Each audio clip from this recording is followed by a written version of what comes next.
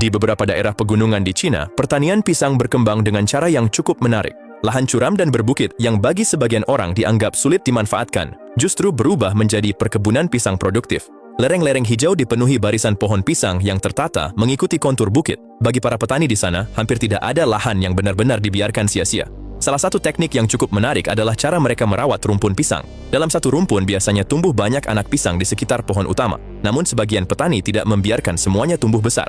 Banyak anak pisang justru dipotong sejak dini, agar nutrisi dan energi tanaman lebih fokus ke pohon induk yang sedang berbuah. Dengan cara ini, tandan pisang bisa tumbuh lebih besar, lebih berat, dan kualitas buah menjadi lebih seragam. Bagi mereka, membuang sebagian tunas bukan berarti menyia-nyiakan tanaman. Mereka memahami bahwa terlalu banyak batang dalam satu rumpun justru membuat tanaman saling berebut nutrisi. Akibatnya, buah menjadi kecil dan hasil panen tidak maksimal. Karena itu mereka hanya menyisakan beberapa tunas terbaik sebagai generasi berikutnya. Teknik sederhana seperti ini menunjukkan bagaimana perhatian terhadap detail kecil bisa berdampak besar pada hasil akhir. Tantangan terbesar di perkebunan lereng bukit sebenarnya bukan hanya soal menanam, tetapi juga mengangkut hasil panen. Tandan pisang memiliki berat puluhan kilogram, sementara jalan di area pegunungan sering sempit dan sulit dilalui kendaraan. Jika dilakukan secara manual, petani harus memikul hasil panen menuruni lereng curam, pekerjaan yang sangat melelahkan dan memakan waktu. Karena itu, sebagian petani di Cina mulai memanfaatkan drone angkut untuk membantu distribusi hasil panen. Drone berukuran besar diterbangkan membawa tandan pisang dari area kebun menuju titik pengumpulan.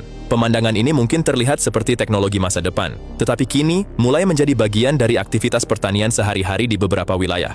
Penggunaan drone membuat proses pengangkutan jauh lebih cepat dan efisien. Selain menghemat tenaga kerja, kualitas buah juga lebih terjaga karena pisang tidak terlalu sering dipindahkan secara manual. Teknologi benar-benar digunakan untuk menyelesaikan masalah nyata di lapangan, bukan sekadar terlihat modern. Menariknya lagi, banyak kebun pisang di lereng perbukitan dibuat mengikuti pola teras sering atau jalur kontur tanah. Selain memudahkan akses pekerja, cara ini juga membantu mengurangi erosi saat hujan deras. Artinya, mereka tidak hanya memikirkan hasil panen hari ini, tetapi juga keberlanjutan lahan untuk jangka panjang.